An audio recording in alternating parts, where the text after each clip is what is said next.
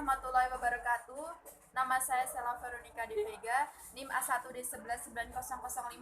Di sini saya akan menjelaskan materi kelas 5 semester 1, yaitu tentang kegiatan ekonomi di Indonesia. Nah, kegiatan ekonomi di Indonesia itu dibagi menjadi dua. Yang pertama, ada jenis dan bentuk usaha bidang ekonomi. Yang kedua, ada kegiatan ekonomi.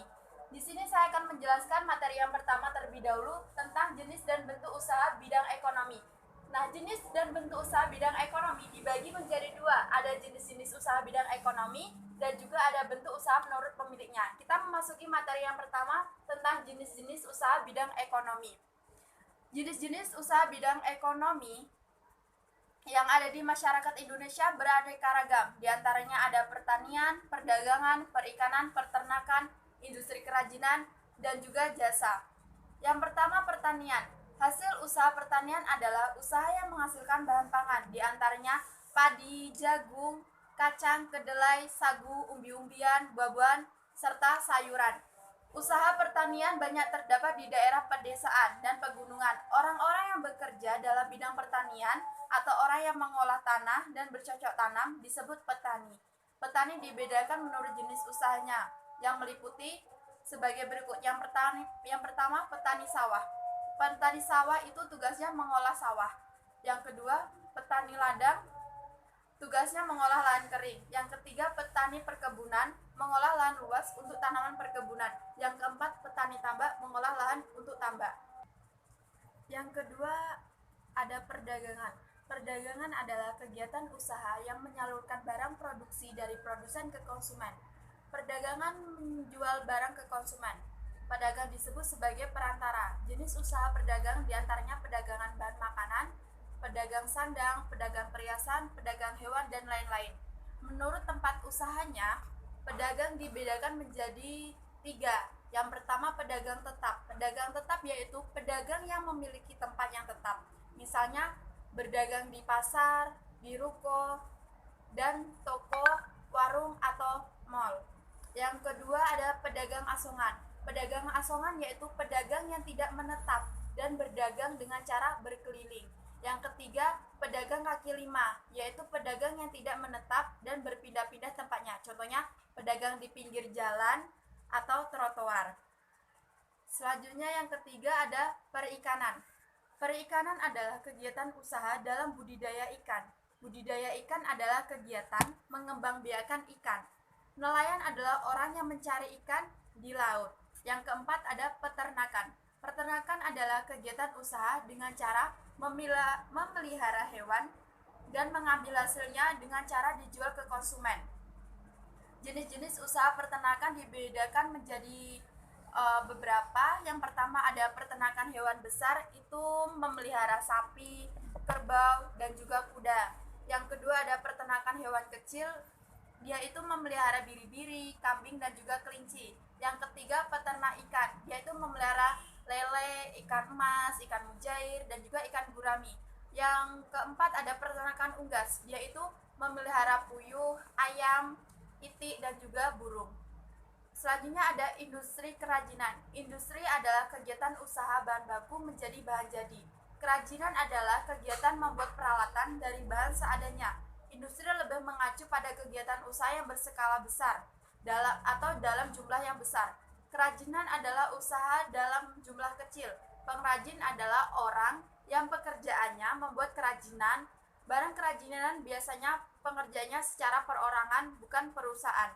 Contoh industri antara lain pembuatan sepatu, pembuatan jaket, pembuatan pakaian, tas. Yang selanjutnya ada jasa. Jasa adalah kegiatan usaha dalam bentuk pelayanan terhadap konsumen. Contoh usaha jasa adalah perusahaan angkutan, perusahaan asuransi, pengacara, dokter, bank, ada bengkel dan warung internet, warung telekomunikasi, dan rental komputer. Yang selanjutnya kita masuki materi yang kedua tentang bentuk usaha menurut pemiliknya. Bentuk usaha dalam bidang masyarakat ada yang dikelola sendiri atau milik perorangan, dan ada pula yang dikelola secara kelompok atau milik bersama. Menurut pengelolaan dan kepemilikan usaha, bentuk usaha dibedakan menjadi dua, yaitu milik perorangan atau perusahaan perorangan dan milik bersama atau perusahaan persekutuan. Perusahaan milik bersama dinamakan perusahaan persekutuan. Anggotanya terdiri atas beberapa orang yang bekerja sama untuk mendapatkan keuntungan. Setiap anggota bertanggung jawab atas kewajiban-kewajiban usaha persekutuan. Usaha persekutuan terdiri atas beberapa. Yang pertama ada persekutuan firma atau FA. Persekutuan firma adalah persekutuan antara dua orang atau lebih untuk menjalankan usaha bersama dengan satu nama dan semua anggota bertanggung jawab penuh atas usaha yang dijalankan. Yang kedua ada persekutuan komanditer atau CV. Persekutuan komanditer atau CV adalah persekutuan antara dua orang atau lebih untuk menjalankan usaha bersama. Seseorang diantaranya sebagai sekutu aktif, sedangkan yang lainnya sebagai sekutu pasif atau komanditer. Komanditer itu adalah sekutu diam. Nah, sekutu aktif itu bertanggung jawab penuh atas kelancaran usaha, sedangkan sekutu diam mempercayakan jalannya usaha pada sekutu aktif. Yang ketiga ada perseroan terbatas atau PT. Perseroan terbatas atau PT adalah suatu persekutuan untuk menjalankan usaha yang modalnya diperoleh dari penjualan saham yang nilai nominalnya itu sangat besar. Orang yang membeli saham disebut persero. Setiap persero itu bertanggung jawab pada saham yang ditanamkan. Yang keempat ada Badan Usaha Milik Negara atau BUMN.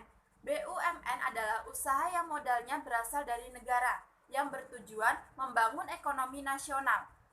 Pimpinan perusahaan adalah sebagai penentu kebijakan yang juga mengurus kekayaan perusahaan. Ada 3 jenis BUMN, yaitu yang pertama ada perusahaan jawatan, yang kedua ada perusahaan umum, yang ketiga itu ada perusahaan perseroan. Yang selanjutnya ada badan usaha swasta. Badan usaha swasta adalah badan usaha yang didirikan, dimiliki, dimodali, dan dikelola oleh satu atau beberapa orang, biasanya bergerak di bidang perdagangan, industri, pertanian, ataupun jasa. Yang selanjutnya ada koperasi. Koperasi adalah badan usaha yang berdasarkan usaha bersama dan berasaskan kekeluargaan. Koperasi berasal dari kata operation yang artinya bekerja sama untuk mencapai tujuan. Koperasi juga berfungsi sebagai berikut. Yang pertama ada alat perjuangan ekonomi, yang kedua ada alat pendemokrasian ekonomi nasional, yang ketiga salah satu urut nadi perekonomian Indonesia, yang keempat alat pemerkokoh kedudukan bangsa. Selanjutnya kita masuki kegiatan ekonomi. Kegiatan ekonomi dibagi menjadi dua, ada kegiatan produksi, kegiatan distribusi, kegiatan konsumsi. Nah, kita masuki yang pertama, kegiatan produksi. Kegiatan produksi adalah kegiatan menghasilkan barang untuk memenuhi kebutuhan manusia. Orang yang melakukan produksi disebut produsen. Contoh jenis produksi hasil dari olahan teknologi adalah sebagai berikut. Yang pertama ada jenis produksi makanan, misalnya ada tahu, ada tempe, ada tape, dan lain-lain. Yang kedua ada jenis produksi minuman seperti sirup, teh, minuman ringan, dan seterusnya. Yang ketiga ada jenis produk keperluan sehari-hari, misalnya itu obat-obatan, minyak rambut, sabun, dan lain-lain. Yang kedua ada kegiatan distribusi. Distribusi adalah penyebaran hasil produksi ke konsumen. Produk yang dihasilkan produsen disalurkan ke pemakai atau konsumen melalui perantara. Perantara atau orang yang menyalurkan hasil produksi ke konsumen disebut distributor.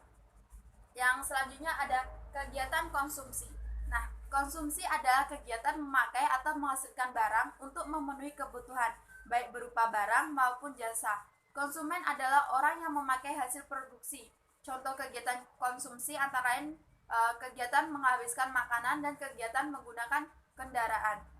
Sekian presentasi dari saya. Apabila ada kekurangan saya mohon maaf. Saya akhiri. Wassalamualaikum warahmatullahi wabarakatuh.